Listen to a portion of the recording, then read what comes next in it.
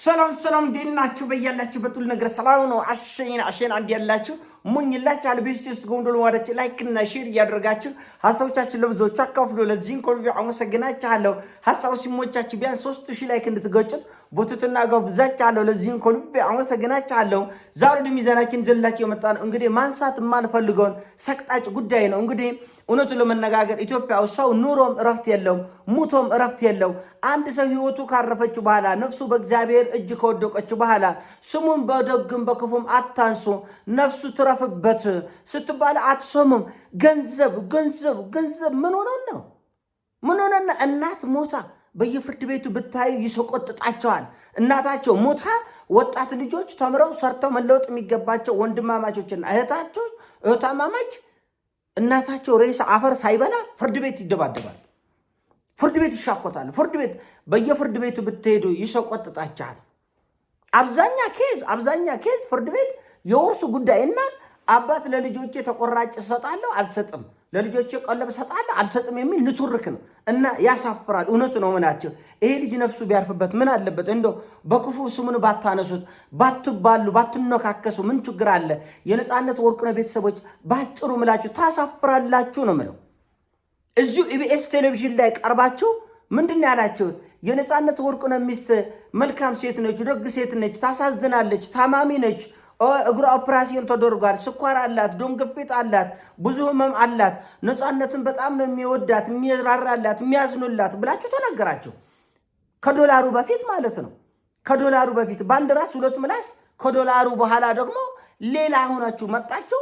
ነፃነት ወርቅነህ የሞቱ ምክንያት እሷ ነች አላችሁ። ጓደኞቹ ደጎች ናቸው፣ ቁኖች ናቸው፣ የቁርብ ሰዎች ናቸው ተባለ።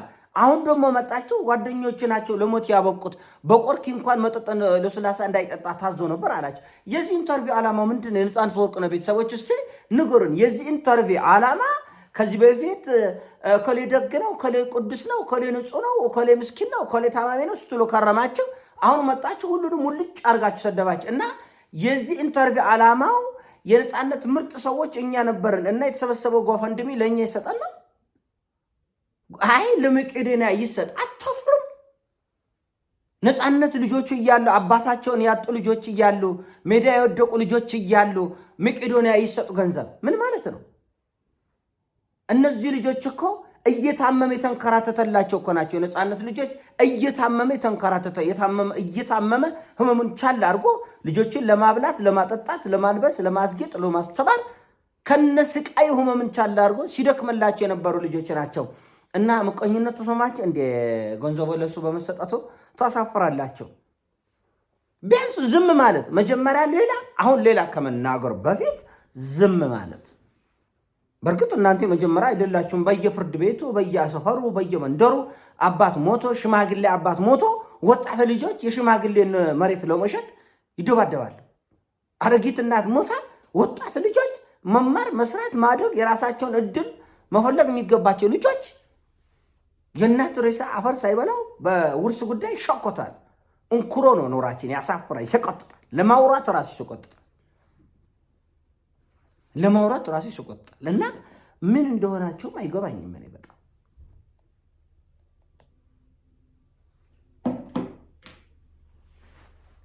በነፃነት ስም ጎፈንድሚ ገንዘብ እንዲሰበሰብ አልፈቀድንም አለ። እናንተን ማን ፈቃጅ ያደረጋችሁ? ምን አገባችሁ?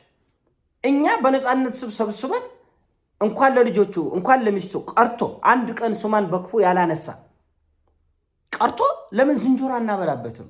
እኛ ከተስማማን። አይ እኛም ያስፈልገናል ካላችሁ ለእናንተ ሌላ ጎፈንድሚ ይሰብሰብ።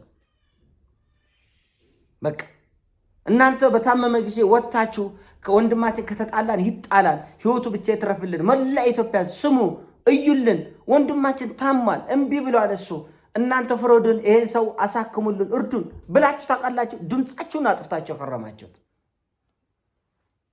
አሁን ልጁ ነፍሱ እንኳን እንዳያርፍ ተነስቶ መልስ አይሰጥሽ። እንዴት ያድርግ ይሄ ሰው? ከዚህ በፊት ኮሜዲያኑ ታዋቂው ተወዳጅ ኮሜዲያን ወንደሰን አውራሪስ ሲሞት እናትየው ለቀበሌ ቤት ከአሜሪካ ድረስ ተንደርድራ መጣች። ከአሜሪካ ድረስ። ከዛ በኋላ የነበሩን መመላለስና እንካ ሰላምታ ያያችሁት ጉዳይ ነው። ነፍሱ እንኳን ማረፍ አቃተው ኮሜዲያን ወንደሰን አውራሪስ። አንዲት ልጅ ነው ያለችው። ያችን አንዲት ልጅ ከቤት አስወጥተው ጎዳና እኔ የነፃነት ወርቅነህ ባለቤት በቀብሩ ቀን ያደረገችው ድርጊት ቦምብ እንደሚወረውር አሸባሪ ፊቷን መሸፈና በጣም አሳፍሮኛል፣ አናዶኛል። ነገር ግን እሱ ክፉ ደግ ያልተናገራትን ሚስት እኔ ከዚህ በላይ ልናገር አልችልምና ተገቢ አይደለም፣ ድርጊቷ ተገቢ አይደለም ብዬ ደምድሜያለሁ። እና ክፉ ደግ አልተናገርንም። አንደኛ ቀሪ ሀብቶቹ የነፃነት ወርቅነህ ቀሪ ሀብቶ ልጆቹ ናቸው። ልጆቹን የምትንከባከብለት ትልቅ ደረጃ የምታደርስለት እሷ ነች። ከሆነ ዘንዳ ደግሞ ነፃነትን ማክበር ነፃነትን መውደድ ማለት ቤተሰቡን መውደድ ነው፣ ሚስቱን መውደድ ነው፣ ሚስቱን ማክበር ነው፣ ልጆቹን መውደድ ነው፣ ልጆቹን ማክበር ነው። ከዚህ በኋላ ነፃነት ሕያው ሆኖ የሚኖረው በልጆቹ ስጋና ነፍስ ውስጥ ነው እና በለከትን እንናገር ብዬ ራሴም ሌሎቹም እንደዚህ እንዲያደርግን ሀሳብ የሰጠ ነው። አሁንም ቢሆን ይህ ሰው ነፍሱ ይረፍበት። እባካችሁ የባል ቤተሰቦች አንድ ነገር ወቁ። ወንድማችሁ ወንድም ነው እንጂ ባል አይሆናቸውም። አበቃ። ወንድምነቱን ደግሞ ይተዋል። ይህን ማወቅ አለባቸው። አሁን ብዙዎቹ መቀበል የማይፈልጉት እንደዚህ ነው።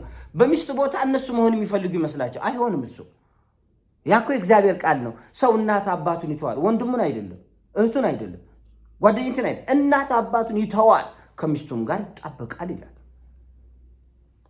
ይሄ ምን ለማለት ተፈልጎ ነው? እናቱን አባቱን ዞር ብላ አይም ለማለት አይደለም። ፍቅሩ ግን በባልና በሚስት መካከል ያለው ፍቅር ጥብቅ እንደሆነ መጽሐፍ ቅዱስ ሲያስተምር ነው፣ እግዚአብሔር ቃል ሲያስተምር ነው።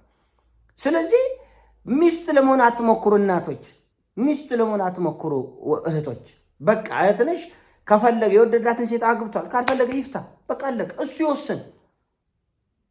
ገና ፍቅረኛ ሲይዝ እኮ እቺ አትመጥንም፣ እቺ ጥቁር ነች፣ እቺ ቀይ ነች፣ እቺ ረጅም ነች፣ እቺ አጭር ነች፣ እቺ ቀጭን ነች፣ እቺ ምን አገባች? እናንተ እህቶች፣ እናቶች፣ አባቶች ምን አገባች? እሱ ካፈቀረ ያግባ፣ እሱ ካልተስማማ ይፍታ። ነፃነት ወርቅነህ ነፍሱን ይማረውና እድሜ ለእናንተ። ስሙን በክፉ ደግ እንድናነሳ የምታደርጉ ቤተሰቦች ናቸው። ማንም አላነሳም ስሙን በክፉም በደጉም ማንም። መላ ኢትዮጵያ ሕዝብ በደግነት በንጹህ መንፈስ ነበር ያነሳ። ይሄ ቤተሰቦቹ አንስታችሁ እንኩሮ ጀመራችሁ። ጠጪ ነበር አላቸው እኮ ባጭር። እየታመመ ይገለብጥ ነበር ነው ያሉት ቤተሰቦቹ መጥተው። ምንም እንኳን ጉዳይ በጓደኞቹ ለማሳብ ብትፈልጉም ስሙን እያጠፋችሁ ያላችሁት የነፃነት ወርቅነህ ቤተሰቦች ናቸው። ይሄ ችግሩ ምንድን ነው? ዶላር ለምን አላካፈለችን ነው። ለምን ከዶላር በፊት ልጅቷ ንጹህ ነች፣ ቅዱስ ነች፣ ምርጥ ነች፣ ያራድጌ ልጅ ነች፣ ታማሚ ነች፣ ምስኪን ነች፣ ዶግ ነች ስትሉ ነበር። አሁን ከዶላሩ በኋላ ደግሞ ሌላ ሰው ናችሁ መጣችሁ፣ ተሳፈራላችሁ ባጭር። ወንድም ባል አይሆናችሁም። ባል ውጡና ውጭ ፈልጉ። በየቦታው ምን ሰማኩ እኮ ነው። በየቦታው አብዛኛው ቦታ ከ175% ኢትዮጵያውያን የሚስማሙበት 80% ኢትዮጵያውያን የሚስማሙበት የባል እህት። እስቲ እናንተ ሀሳባችሁን እስቲ ኮሜንት ላይ ጻፉ። እኔ ብዙ ኮሜንት ማነበው ነው። ብዙ ሰው የሚሰጠው ሀሳብ በብዙ ጓደኞች በብዙ ዙሪያ ባለ ሰው አይ የባል እህት እኮ ነው የሚባል። ምን ትሆኑ የባል እህቶች ምን ትሆኑ? ከወደደ ያግባ፣ ከፈለገ ይፍታ። ነፃነትን ስሙን እንኳን በዚህ ማንሳት በጣም ያስፈራል። በጣም ግን አስገድዶ እችን ሴት ካላገባ ያለ የለም። ካልተመቸው ካልተስማማ ይፋታል። ቀላል ነው ነገሩ በጣም ቀላል ነው። ከሚስቱ እናት ጋር እንዲኖር የሚያስገድደው ማንም ምድራዊ ኃይል የለም። ነፃነትን ማንም ምድራዊ ኃይል የለም። ግድ እንደዚህ ከሚስቱ እናት ጋር መኖር አለብህ፣ ግድ ከሚስት ጋር መኖር አለብህ፣ ግድ ነው የለም። ከተስማማ ይኖራል፣ ካልተስማማው ማንኛችንም አብረን እንደምንኖር ማንኛውም ሰው እንደሚፋታ፣ ማንኛውም አርቲስት እንደሚፋታ ማንኛውም ሰው አብሮ ይፋታ። በቃ አለቀ። ተአምር አይደለም። እንኳን እሱ በትዳሩ ላይ 20 ዓመት ምናምን ኖሮ ቀርቶ በአመት እየተፋታ አይደለም።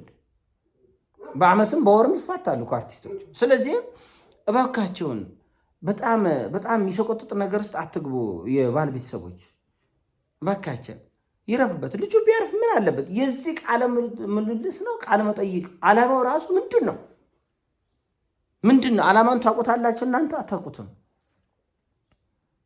ዓላማውን ታውቁታላችሁ ወይ?